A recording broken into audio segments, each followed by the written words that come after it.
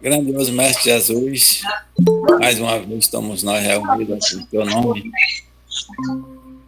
Alô, boa noite. Pedindo sempre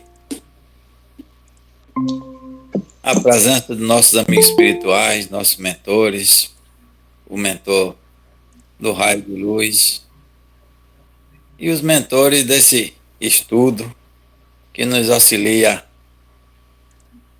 para que a gente possa aprender um com o outro e cada vez engrandecer mais o nosso conhecimento. E a intenção é nos melhorar nosso espírito para que a gente possa ter mais, vamos dizer assim, mais tranquilidade ao retornar à nossa pátria original. Grandioso Mestre Jesus, esteja sempre conosco, dando paciência, resignação, para que a gente possa enfrentar e vencer todas as dificuldades que são colocadas em nossos caminhos, muitas coisas que a gente vê que não concorda, mas o ensinamento nos ensina que aquilo que a gente não pode consertar, fica calado, ora e pede a Deus que ilumine e que mude aquela situação.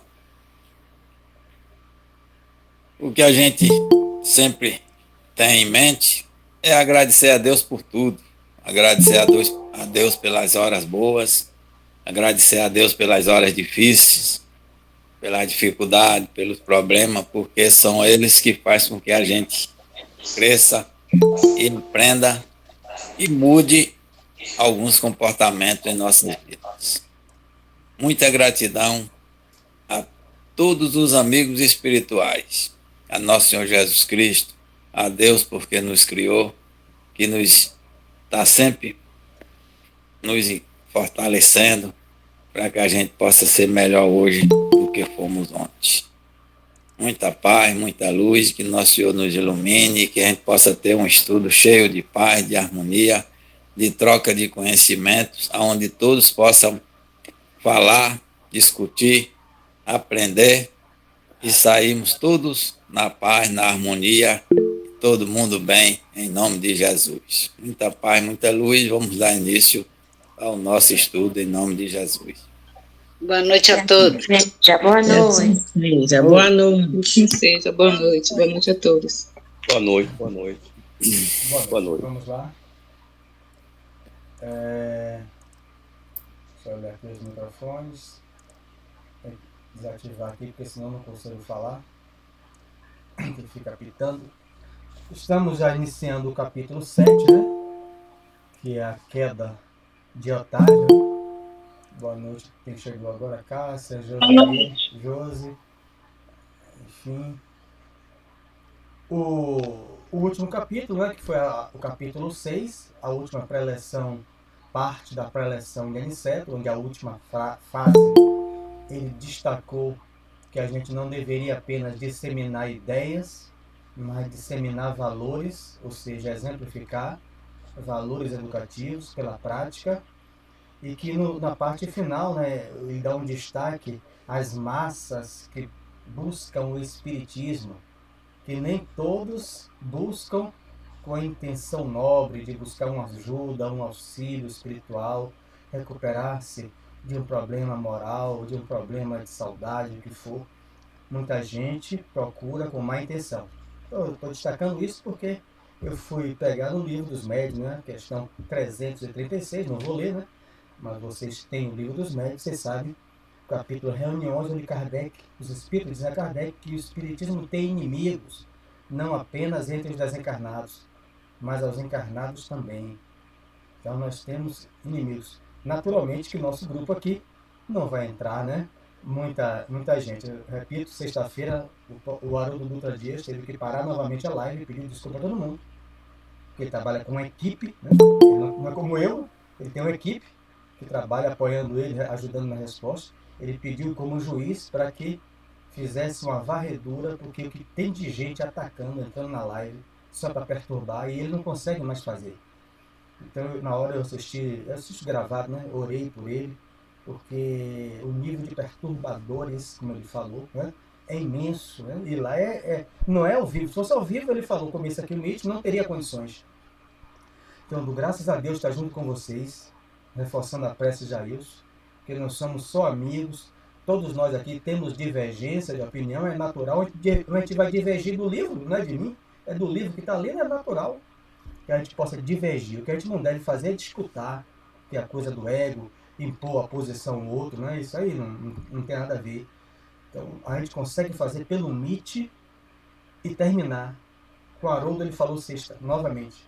Ele disse que seria impossível abrir para as pessoas perguntarem, porque o nível de perturbador, então, é os inimigos, essa massa que buscam. Porque aqui nós estamos em pleno ato espírita, e há uma massa contrária de desencarnados e encarnados, conforme a questão 336 do Livro dos Espíritos, que levam à divisão, querem levar à queda dos médios, né? Tudo isso que a gente vê. E quando ele citou também aquilo que foi destacado no último capítulo sobre o esquecimento, até que foi Carmen que citou muito isso, o esquecimento. E a gente citava, o esquecimento, a gente esquece detalhes da nossa preparação. Está lá no Livro dos Espíritos. A gente não sabe o detalhe, aquele fato que vai acontecer. A gente não esquece o quê? As nossas tendências, as nossas predisposições, sejam más e sejam boas. Mas os detalhes, né? Kardec, quando pergunta isso, alguém vai morrer por uma morte acidental, vai se lembrar do detalhe? Que vai cair de um avião, que vai cair de uma coisa? Não, que nem ia virar uma neura. Mas a pessoa vem com tendências à missão, vem com tendências traz tendências interiores do seu passado, né? Coisas boas e coisas não boas, mas sempre o guardião intuindo para o caminho do bem, e aí é conforme o nosso livre-arbítrio, a quem nós vamos ouvir, né? A quem nós vamos ouvir. Então, se a gente cai, quando ele citou, entrando nessa queda de Otávio, é por imprevidência, por falta de noção de responsabilidade, por não querer cumprir deveres. Tudo aquilo que qualquer ser humano na Terra, espírito não sabe. Dever de filho, dever de marido, dever de cidadão. Muita gente não cumpre, está falindo. Então vamos lá, porque um é queda, o outro capítulo é desastre. É um negócio bem forte. Um é queda, o outro é desastre. Nós paramos aqui, quando ele citava, vou ler, as observações. Não é isso, Carmen, que você anotou? As observações de Otávio impressionavam-me vivamente quando no mundo eu não tivera contato especial com as escolas espiritistas e experimentava certa dificuldade para compreender tudo quanto ele desejava dizer. Então Otávio está dizendo a André Luiz, boa noite, Anne. Então, estamos no capítulo 7, Vânia. Tem dias que não pôde. Boa noite. A segunda Desculpa aí a demora. Do capítulo 7. Então, André Luiz está analisando. Quando ele começa a falar que teve a favor dele, né, a faculdade mediúnica, ele vai citar aqui, né? Frequentou o centro espírita desde os 15 anos de idade. André Luiz achou estranho, porque ele não participou de nada disso quando encarnado. Então, ele está dizendo o que aquele Otávio disse. A cultura evangélica, seja ela qual for, de qualquer ordem religiosa, é mais importante do que a cultura intelectual. É claro que a gente precisa do engenheiro, do médico, né? De todas as profissões, é óbvio, né? Lei do trabalho, lei do progresso. Mas aqueles que pediram, que se prepararam, que aqui já começa aquilo que é para nós, é claro que eu mesmo não tive uma preparação dessa que ele teve, né? 30 anos, como ele vai citar.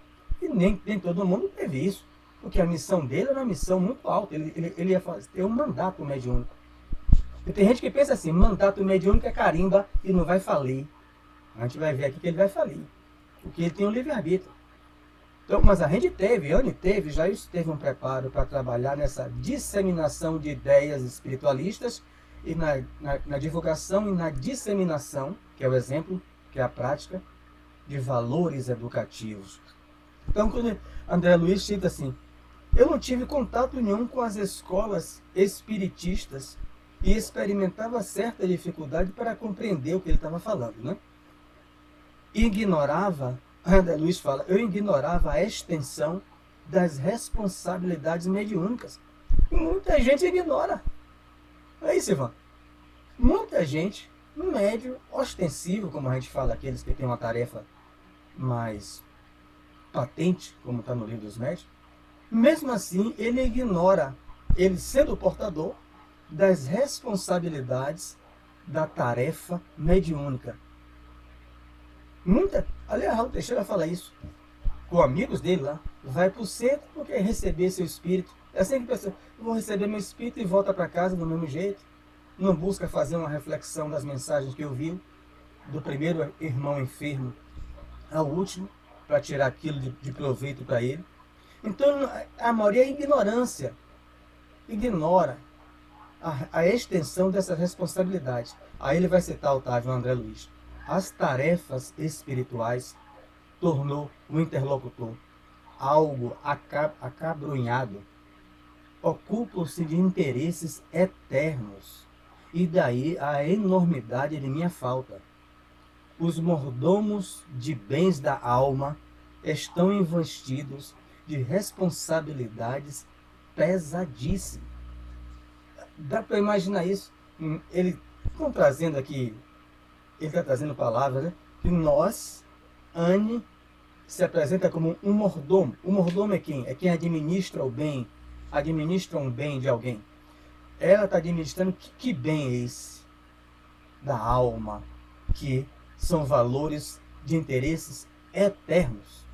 Não é administrar a empresa transitório, não é de administrar um bem material que a terra vai destruir, é administrar aquilo que se preparou, né? Os valores os interesses eternos. Veja que são os patrimônios da imortalidade da alma, né? Da solidariedade, tudo aquilo que engloba as tarefas das virtudes que ela vai plasmar na cabeça de quem cruzar com ela, dentro e, acima de tudo, fora do centro. Porque ele está falando de valores educativos, né? Não é só disseminar, falar ideias. Então, os mordomos de bens da alma estão investidos de responsabilidades pesadíssimas. Os estudiosos, os crentes, os simpatizantes no campo da fé podem alegar ignorância e inibição. Todavia, os sacerdotes não têm desculpa. É o mesmo que se verifica na tarefa mediúnica. Então ele está dizendo que, né, aqui é com todas as religiões, né? Porque ele usou a palavra sacerdote, né? O espiritismo não tem sacerdote. Mas ele falou, é o mesmo do que se verifica na tarefa mediúnica, nas casas espíritas. Então as pessoas, os estudiosos, aqueles que faziam experimentações eram ateus. Estava em voga ainda nessa época, principalmente na Europa, né? E no Brasil tinha o espiritismo científico e o espiritismo religioso, que Bezerra unificou, né? Aí é a história do espiritismo. Quando ele unifica, haviam dois tipos de espiritismo. Basta pesquisar nos livros que vocês vão ver. No Brasil e no mundo. Então, só gente estudando, querendo pesquisar da imortalidade da alma, jamais atender a sofredor nenhum.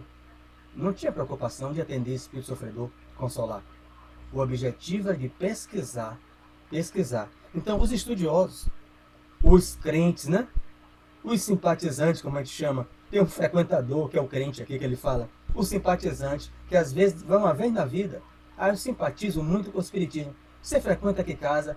Não tenho casa, não. Quando eu estou assim, às vezes embaixo na cabeça, uma vez, coisa de minha mãe, eu vou lá. Eu lembro de minha mãe, hoje mesmo aniversário de minha mãe, estava orando por ela, se tivesse encarnado. Então,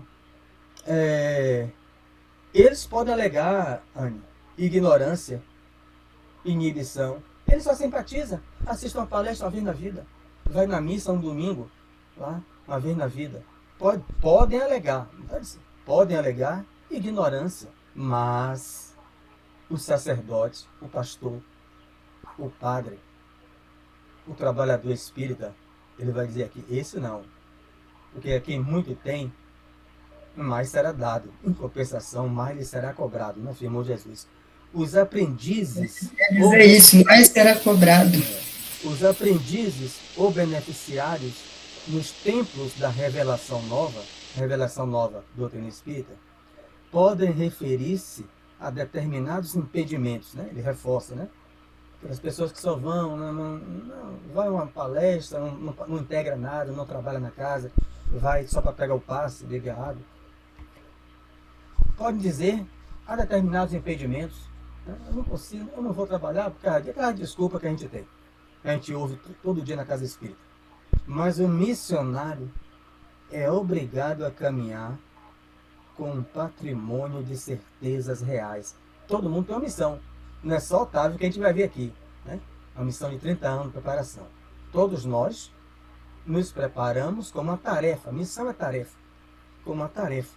Mas o tarefeiro, o missionário, é obrigado a caminhar com um patrimônio de certezas tais que coisa alguma o exonera das culpas adquiridas. Por isso que ele falou, isso é pesadíssimo. Coisa alguma vai exonerar Ivan, Mário Sérgio, de uma queda. Se caiu, né? Espero em Deus que a gente não caia. Mas o título do capítulo é esse, queda.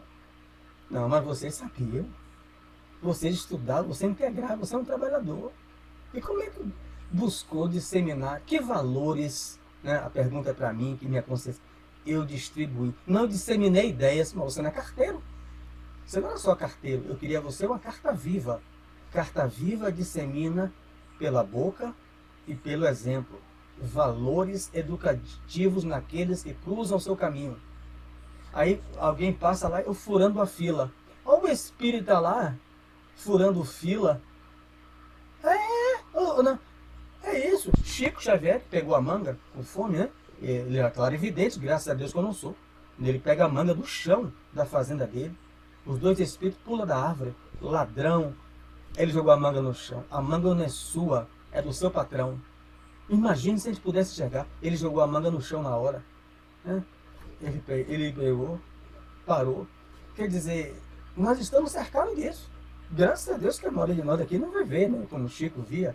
E via só 25%, né? Emmanuel diz isso a ele. Ele não tinha condição, né, de ver, senão qualquer pessoa ficaria louco na Terra, né? Andando cercado de uma multidão. Então, veja que é isso aí. Vou ler mais um trecho e abro sempre para comentário.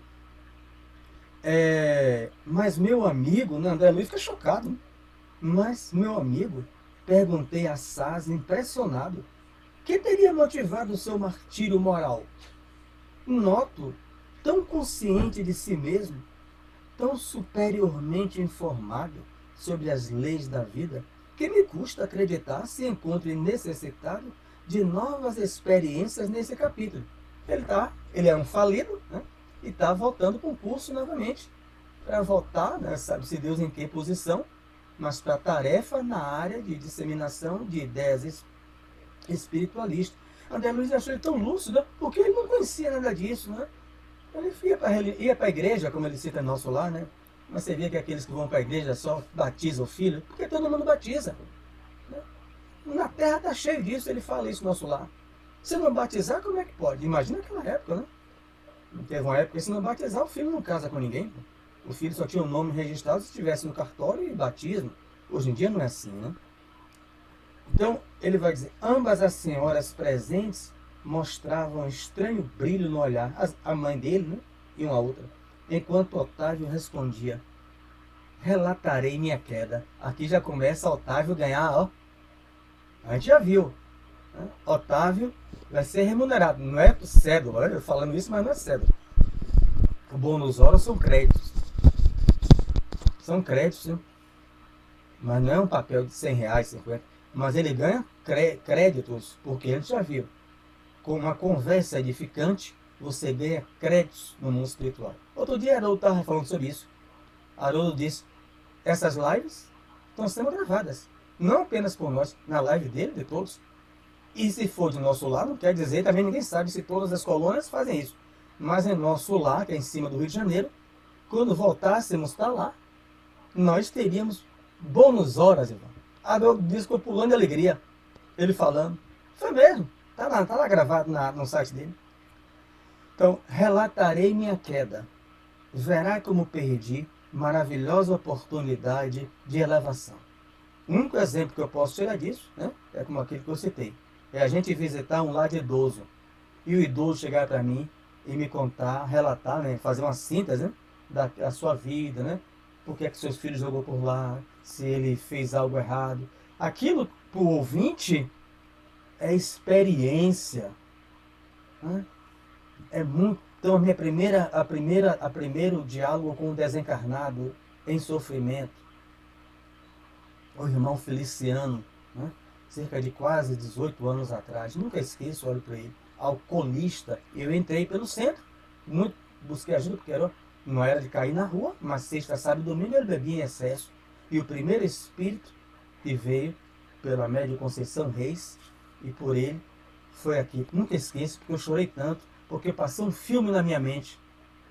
Um filme. Eu poderia estar assim, como o seu Feliciano no mundo espiritual. Não vou querer isso para mim. Aí mudei meus passos. Pelo menos isso aí, né? Porque ninguém vai sair daqui perfeito, né? Quando uma encarnação só alguns anos no centro espírita. Então ele vai começar a relatar isso aí. Aquele espírito provavelmente ganhou um bônus, além de ter sido aliviado, né? Se fosse o nosso lar. Não sei se aqui, nas colônias daqui são assim. Relatarei minha queda. Verá como perdi maravilhosa oportunidade de elevação. E após mais longa pausa, continuou gravemente. 2 pontos. Depois de contrair dívidas enormes na esfera carnal, noutro tempo, vi bater as portas de nosso lar, sendo atendido por irmãos dedicados que se revelaram incansáveis para comigo. Então ele volta a uma reencarnação anterior, né? Antes dessa. 2 reencarnações aqui, ele não vai falar dela, né? Ele contraiu dívidas. Qual foi a solução que ele encontrou o caminho para que ele pudesse aliviar essas dívidas? Ser médium, né? Então, os irmãos do nosso lar se revelaram incansáveis para comigo. Preparei-me, então, durante 30 anos consecutivos no mundo espiritual, para voltar à Terra em tarefa mediúnica, desejoso de saldar minhas contas e elevar-me a alguma coisa. Não faltaram lições verdadeiramente sublimes, nem estímulos santos ao meu coração imperfeito. O Ministério da Comunicação favoreceu-me com todas as facilidades e, sobretudo, 6 entidades amigas movimentaram os maiores recursos em benefício do meu êxito. Veja, ele volta para o mundo espiritual falido, ele não entra em detalhes dessa encarnação, deve ter ficado no umbral, foi recolhido no nosso lar, desejou reparar suas dívidas nessa área de trabalho. Porque não é só isso aí, né? A gente está trabalhando na área que toca a gente, que é em centro espírita. Então ele pediu para vir uma tarefa mediúnica. 6 entidades. 6. Tem gente que acha que não tem nenhum guardião. 6 entidades ajudaram ele. Amigas, né? Movimentaram recursos em benefício do êxito dele. Vamos lá. Técnicos do auxílio acompanharam minha terra nas vésperas do meu renascimento, entregando-me um corpo físico rigorosamente sadio. Aí, Ivan, que preparação! A gente está ouvindo isso aqui porque o Ivan, todos nós já ouvimos muitos amigos encarnados dizer: o meu desejo é voltar em família espírita, porque eu sei que eu não vou errar. Sabe de nada, inocente, né? Porque não leu. A gente, como é que vai me garantir que eu não vou errar só porque eu vou nascer em uma família espírita? Ele nasceu. A gente vai ver aqui. 30 anos ele se preparou com 6 entidades. Os técnicos deram um corpo dele saudável, né? A hereditariedade influencia, mas está lá no livro Nosso Lar, no livro Missionário da Luz. Mas se você tem mérito, os espíritos elevados trabalham os gametas, né? Os gametas. É por isso, né, que muitas vezes nasce pessoa diferente. Você esteja um caso aqui recente dos Estados Unidos, o casal de negros que estão nos Estados Unidos sendo estudado a criança, o menino nasceu loiro, fez o exame, é filho do homem, do rapaz mesmo, não foi uma traição da mulher. Tem a foto dele na internet, né, na revista, os 2 negros, o menino é loiro, inteligentíssimo. Então ele foi para os Estados Unidos, os caras estão estudando porque eles acham que o materialista, que tudo é herança hereditária. Mas, se ele estudasse o livro Missionário da Luz, que Jailson tem, eles vão ver que os espíritos interferem, os técnicos do auxílio, da reencarnatória, podem interferir, né, naquilo ali.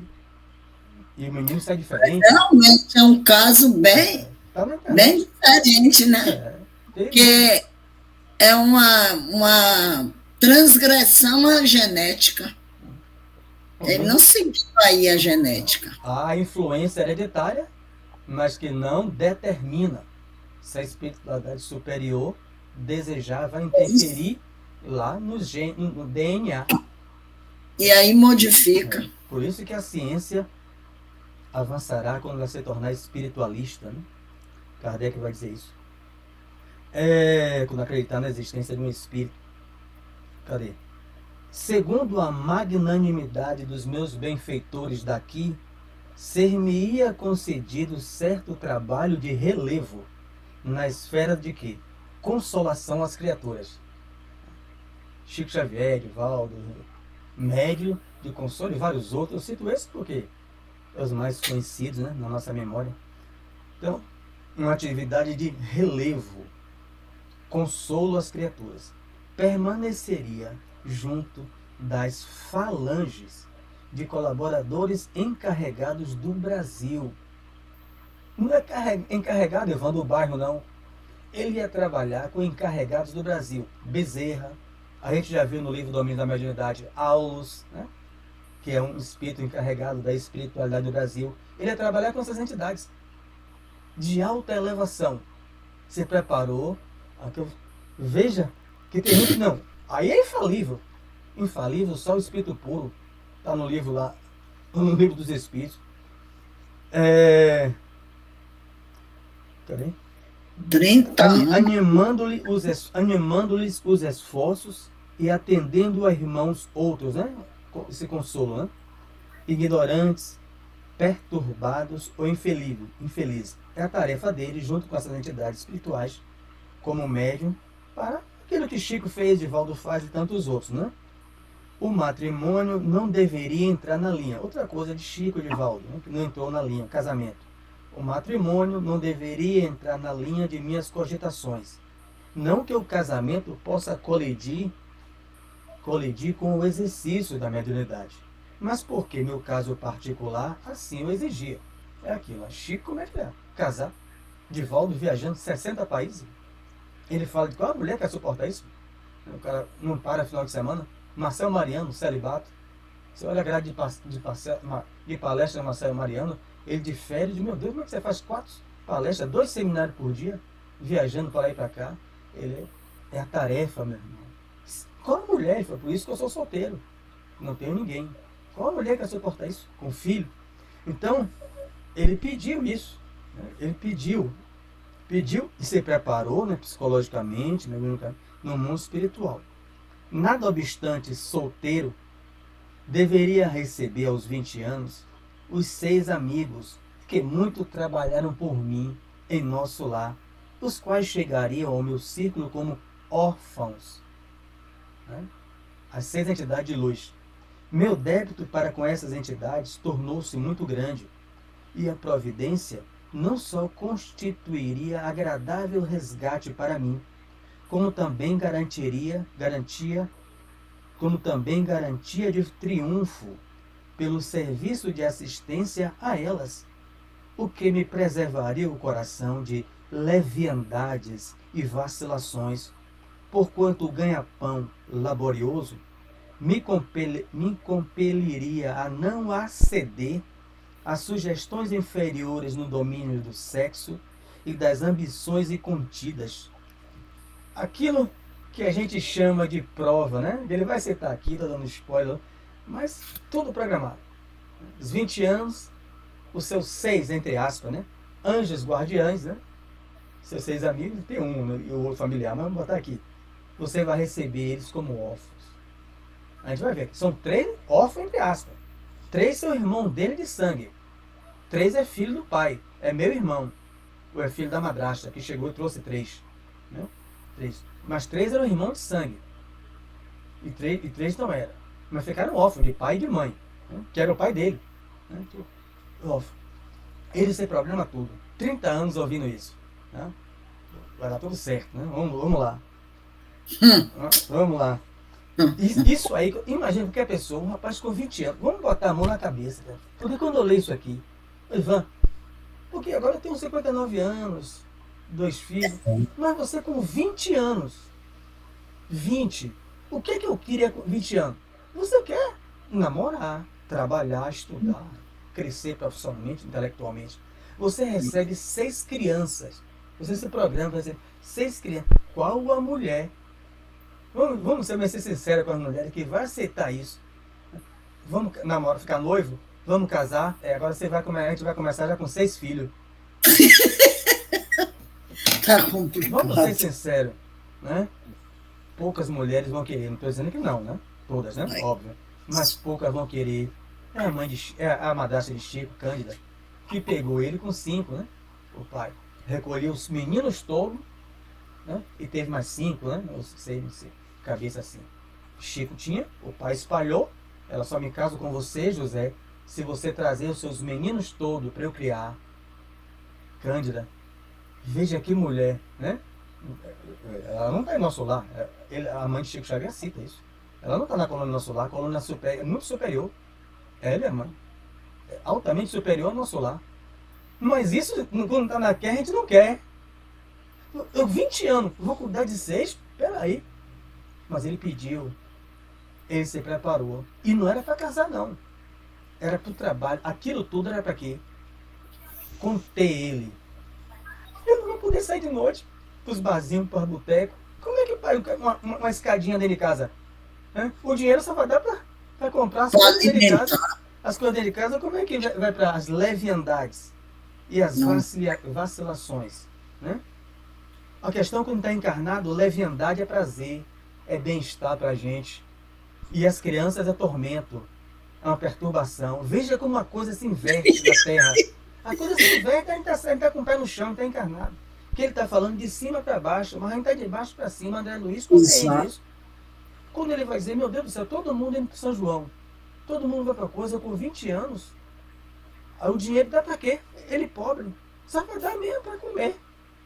E essas crianças, mas era para impedir as leviandades, as vacilações, as sugestões inferiores nos domínios do sexo e das ambições incontidas. Ficou também assentado que minhas atividades novas começariam com muito sacrifício, para que o possível carinho de outrem não amolecesse a minha fibra de realização, e para que se não escravizasse minha tarefa às situações caprichosas do mundo, diante dos desígnios de Jesus, e, sobretudo, para que fosse mantido a impessoalidade do serviço. O que é que ele está dizendo nesse sacrifício da tarefa mediúnica dele, que vai começar aos 15 anos, né? A eclosão, mas começaria mais ou menos o trabalho aos 20, né? A eclosão, o Divaldo foi aos 17, Chico foi, o trabalho começou aos 17 também, Raul Teixeira, Ivone, mas eles já começam a frequentar o trabalho, praticamente aos 20 anos, Divaldo já está cuidando de crianças órfãos lá na Barra no Protegido, na casa das 2 viúvas, no quarto, que o acolheu. Então, sacrifício. Olha o sacrifício de Chico no começo. Olha o sacrifício de Irmã Dulce, carro de mão, invadindo o galinheiro, né? Invadindo coisa dos outros. E Chico Xavier, era onde? Onde era o centro de Chico? Quando começou? A oficina de cela do seu irmão. Onde é que as pessoas se sentavam? Tá a foto na biografia. Sentavam em cima das celas. O irmão fazia a cela de cavalo. Ficava aquele negócio de madeira, o pessoal se encostando para não ficar cansado, sentado na cela. Era lá, ele e o irmão. Não tinha dinheiro para nada, como é que Chico ia abrir sempre, alugar? Tudo era isso. Então, esse sacrifício era para quê? Não amolecesse a minha fibra de realização. Ele começa com a faculdade exuberante, aí chega lá, Ivonete ganha na Mega Sena, mas eu vou lhe dar um centro com ar-condicionado, eu vou lhe dar um carro para você não vir de casa, amoleceu. A Ivonete não quis fazer o mal. A intenção dela é o bem, mas ela não conhece os bastidores da necessidade dele. Aí amoleceu aquele homem.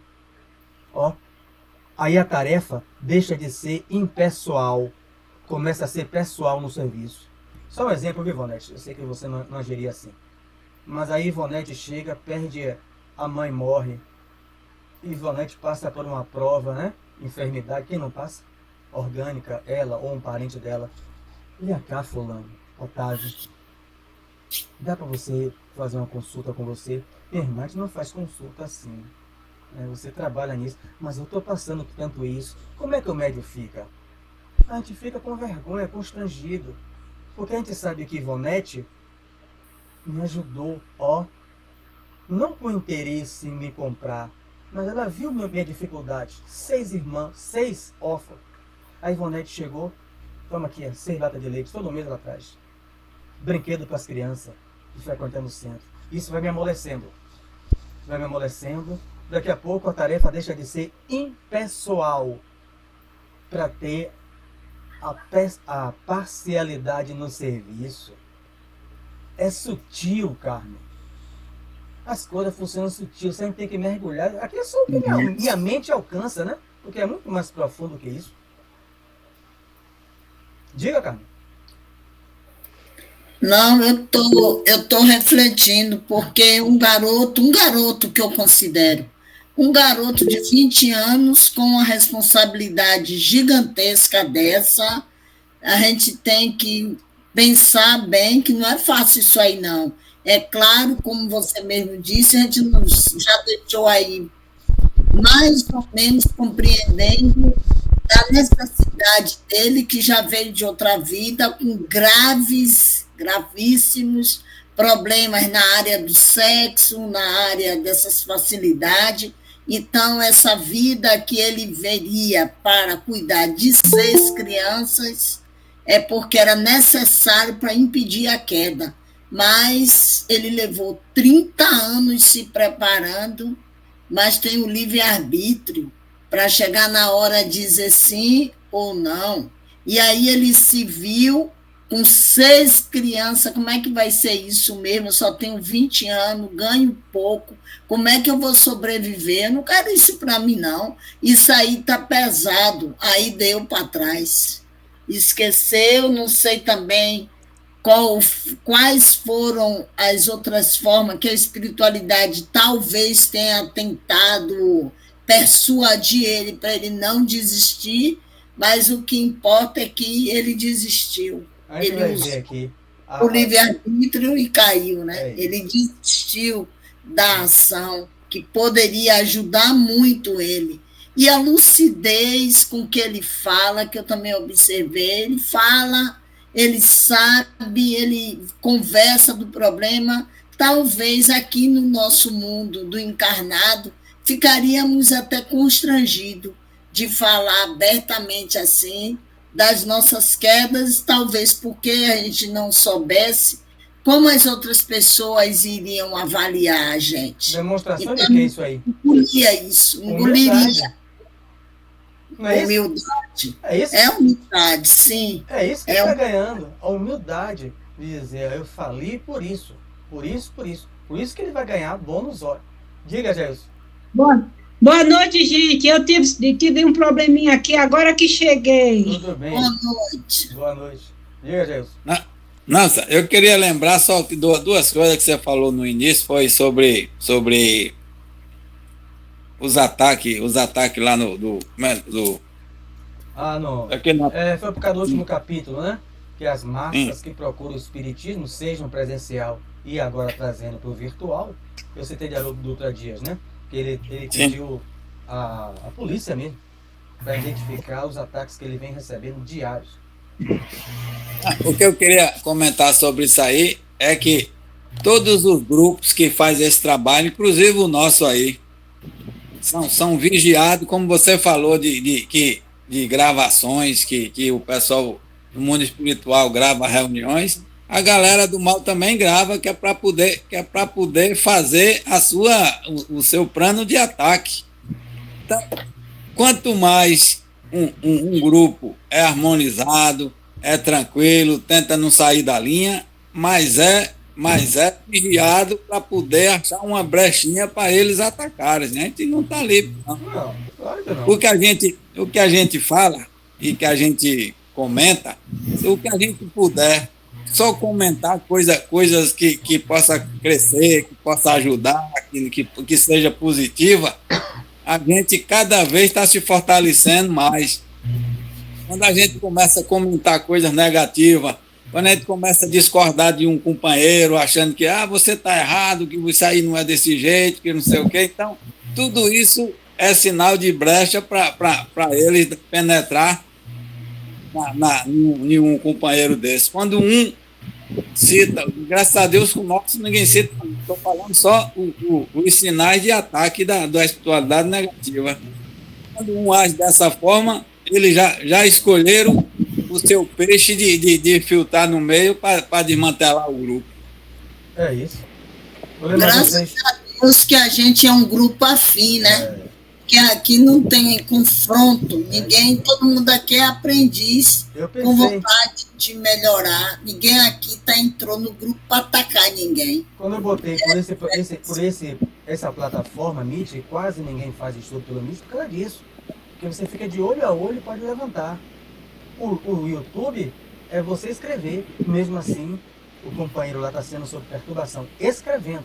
Mas eles mandam robôs, você não consegue mais nada, ele não consegue falar. Então a gente, claro, a gente não tem 1% do conhecimento de Haroldo, né? Então graças a Deus está isso.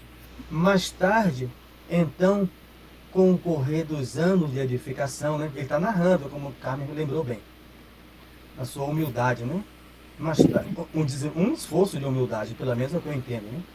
Mais tarde, então, com o correr dos anos de edificação, o planejamento reencarnatório dele, me enviariam de nosso lar socorros materiais cada vez maiores. Olha aí, cara.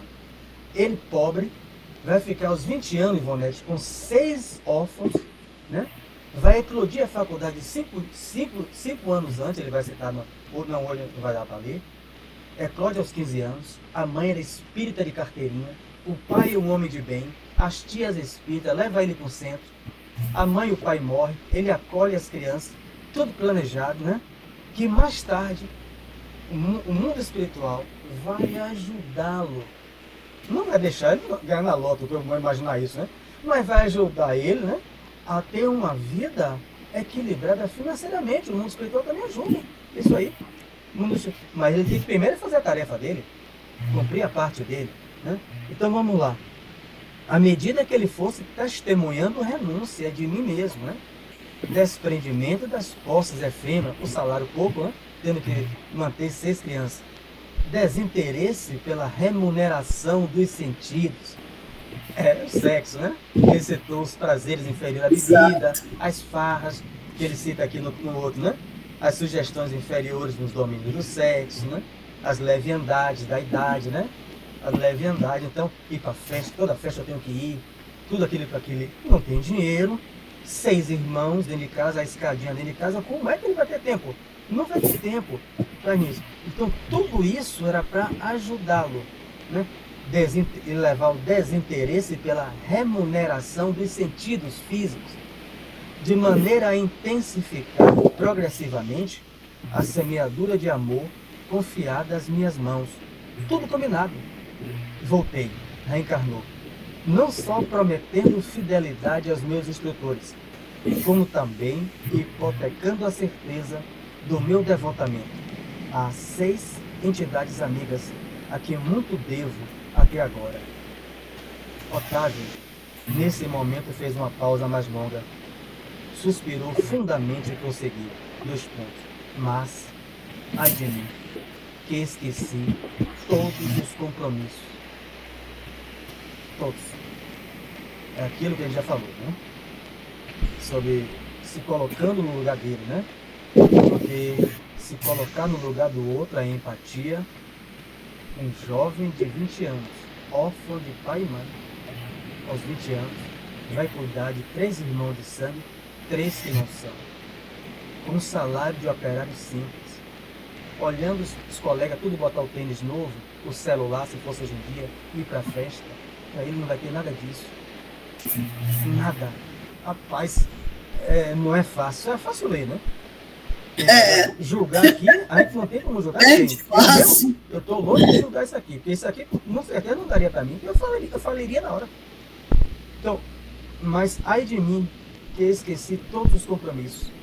Os benfeitores do nosso lar localizaram-me ao lado de verdadeira serva de Jesus, a mãe dele. Minha mãe era espírita, né? Espiritista, é um termo de Kardec, caiu no desuso. Minha mãe era espiritista cristã desde moça, não obstante as tendências materialistas de meu pai, que era, todavia, um homem de bem. Hã? O pai dele não era materialista? Não importa. O que importa é que ele era um homem de bem. Um homem de bem. E a mãe, repito, tem gente acreditando que nascer em família espírita é sinal de 100% de êxito. Tem gente que se engana nisso aí. Aos 13 anos, aos 13, fiquei órfão de mãe. E aos 15, começaram para mim os primeiros chamados da esfera superior, eclosão da mediunidade ostensiva. Por essa ocasião, meu pai contraiu segundas núpcias, e apesar da bondade e cooperação que a madrasta me oferecia, eu me colocava no plano de falsa superioridade a respeito dela, ao orgulho. Né? Ele não é um espírito perfeito, já faliu bastante. Em vão, minha genitora endereçou do invisível apelos sagrados ao meu coração, mas eu vivia revoltado entre queixas e lamentações descabidas. Meus parentes conduziram-me a um grupo espiritista de excelente orientação evangélica, onde minhas faculdades poderiam ser postas a serviço dos necessitados e sofredores. Entretanto, faltava-me qualidade de trabalhador e companheiro fiel. Agora, Mário, tudo bem, ele tinha 20 anos, mas acontece que a preparação dele foi de 30 anos. E ele se comporta aqui nessa descrição parecendo um mimadinho.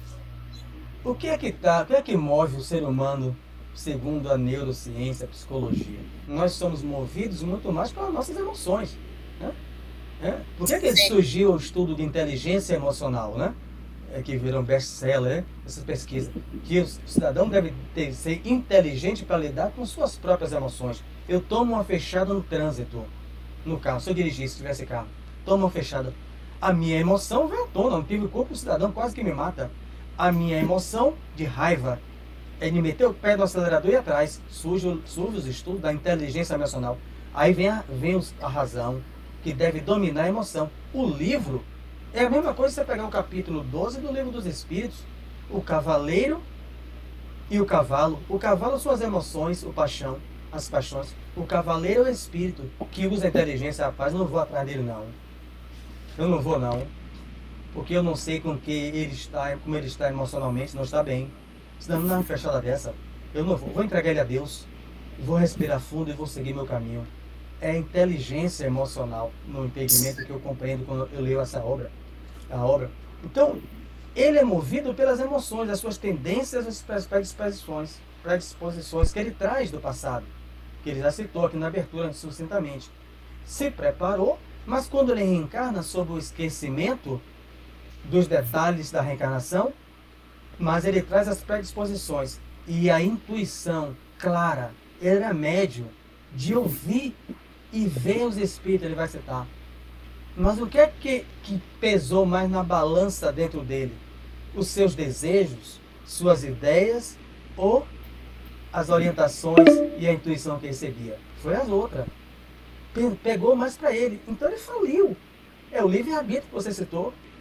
Ele tem o acréscimo de ver, ouvir. Porque tem gente que acha que vendo e ouvindo os espíritos não vai falir.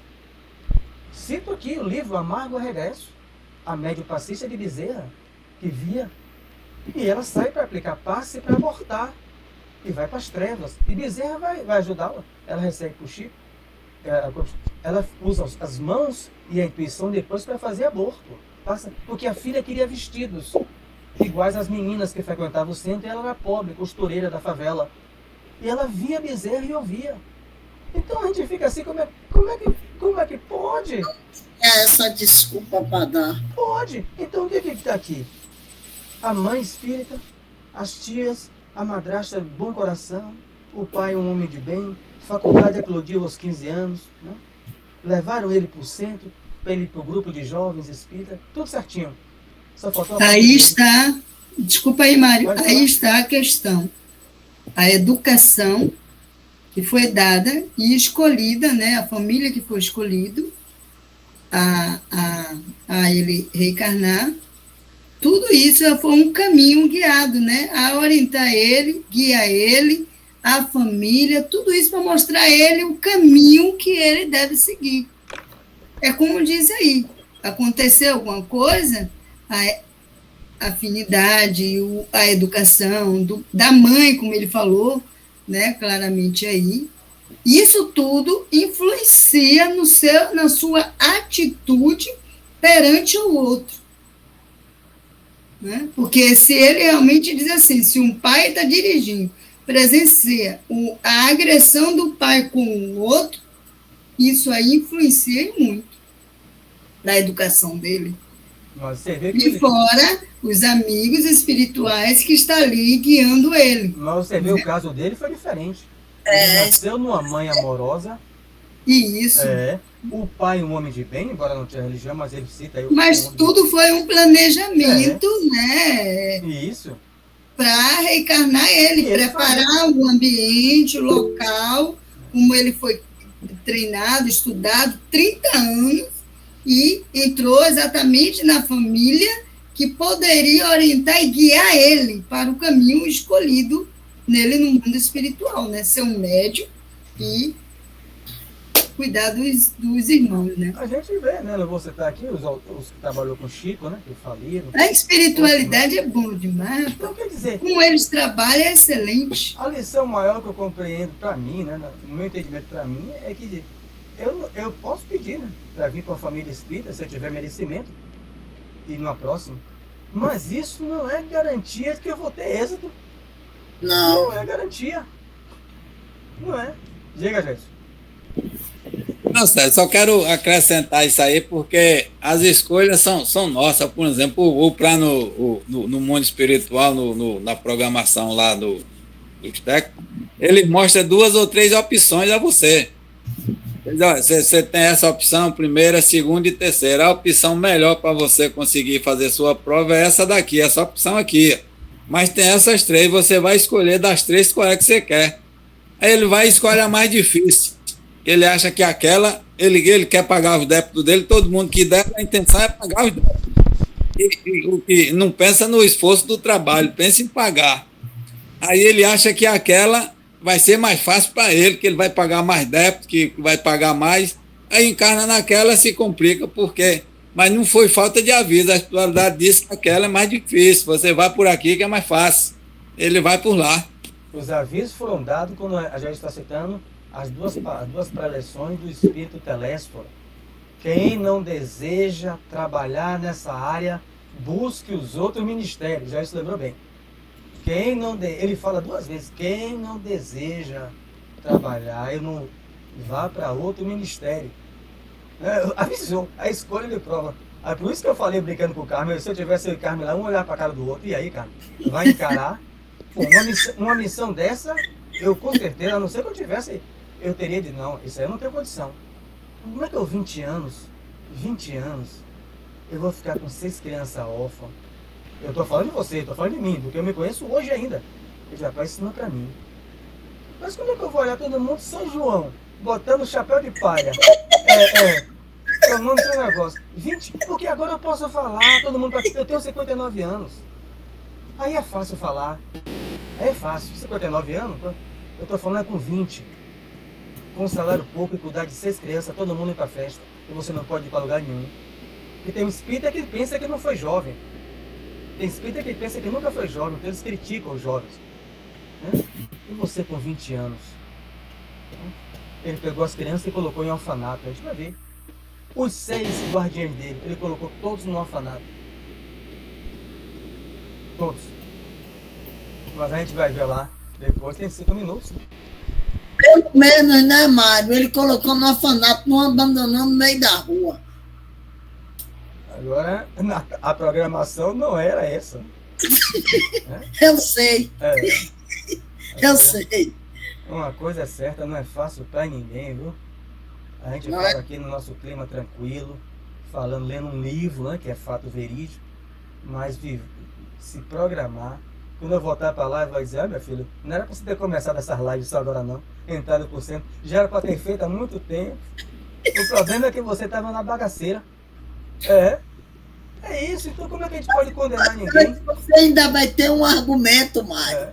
Você ainda vai poder dizer assim, o importante é que eu fiz.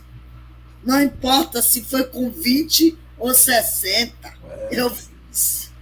Ok, vamos fazer essa prece até quinta. 4 minutos, Deus. Vamos lá. Agradecer a oportunidade, né, que Jesus nos permite, que os nossos espíritos amigos auxiliam-nos a nos reunirmos, orando pelos outros companheiros que têm um nome de projeção no movimento espírita e vem sofrendo ataques. Oramos por Divaldo, por Haroldo, aqueles que estão mais à frente no momento. Pedimos a espiritualidade superior que os envolva na paciência, na indulgência, para com esses irmãos, para que eles possam dar continuidade às suas tarefas. Pedimos por nós, como lembrado por Jailson, que somos formiguinhas quase apagadas, mas, contudo, a gente está no caminho do bem. E todo aquele que está no caminho do bem acende uma luz, mesmo uma luz pequenina, qual de um fósforo, e atrai irmãos que necessitam da luz, e são sempre muito bem-vindos, mas irmãos daqueles que caminham ainda no mal. Conforme iremos ler nesta obra, o mal se afina com o mal, o bem com o bem.